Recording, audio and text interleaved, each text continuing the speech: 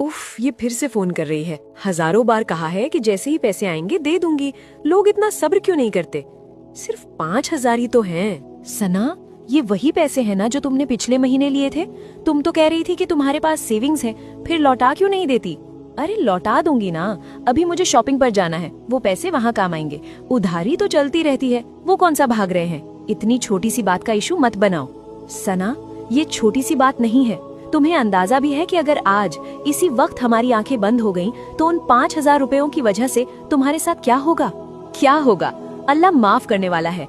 अल्लाह अपने हक माफ करता है सना, बंदों के हक नहीं। और जिस माफी के भरोसे तुम बैठी हो, जरा सुनो हमारे नबी ने इस बारे में क्या चेतावनी दी है।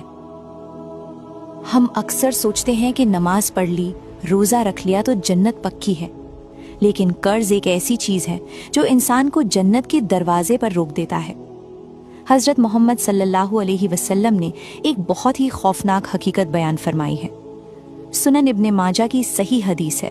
आप सल्लल्लाहु अलैहि वसल्लम ने फरमाया, नफ्सुल मुअमिनी मुअल्लक़तुन बिरैनिही हत्ता युक़फ़ा अन्हु, जिसका मतलब है मोमिन की रूह मौत के बाद भी उसके कर्ज के साथ लटकी रहती है जब तक कि उसे अदा न कर दिया जाए। जरा गौर करें, लटकी रहती है का मतलब क्या है? उल्मा समझाते हैं कि मरने वाले का ठिकाना न जन्नत तय हो पाता है, न उसे पूरा सुकून मिलता है। वो बीच में फंसा रहता है, सिर्फ उस उधारी की वजह से। मामला इतना सख्त है कि एक और हदीस में आता है, अल्लाह के रास्ते में शहीद होने वाले के सारे गुनाह माफ कर दिए जाते हैं सिवाय कर्ज के। सोचिए, जिसने अपनी जान अल्लाह के लिए दे दी, उसका कर्ज भी माफ नहीं, तो हम और आप किस खेत की मूली हैं? चाहे वो दोस्त से लिए हुए 500 रुपए हों, किसी मजदूर की रोकी हुई मजदूरी हो या बैंक का लोन।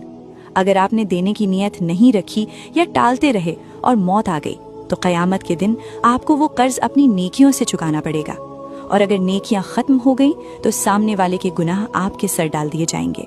या अल्लाह, मुझे तो ये हदीस पता ही नहीं थी। मतलब अगर मैं अभी मर जाती तो मेरी रूह लटकी रह जाती। सिर्फ चंद रुपयों के लिए मैंने अपनी आखिरत दांव पर लगा दी। अभी भी सांस बाकी है सना, सबसे पहले नीयत साफ करो। मैं अभी इसी वक्त उसके पैसे ट्रांसफर करती हूँ। मुझे वो बोझ लेकर कब्र में नहीं जाना। दोस्तों, आज रात सोने से पहले अपना हिसाब साफ कर लो। अगर किसी का देना है तो दे दो या उनसे मोहलत मांग लो और लिख लो। मौत का कोई भरोसा नहीं। हम एक दुआ करेंगे ताकि अल्लाह हमें कर्ज के बोझ से बचाए। मेरे साथ दुआ पढ़िए और आमीन लिखिए। अल्लाहुम्मा इन्नी अऊदु बिका मिनल हम्मी वल हज़नी व अऊदु बिका मिनल अज्ज़ी वल कसली व अऊदु बिका मिन गलबतिद दैनी व क़हरिर रिजाली।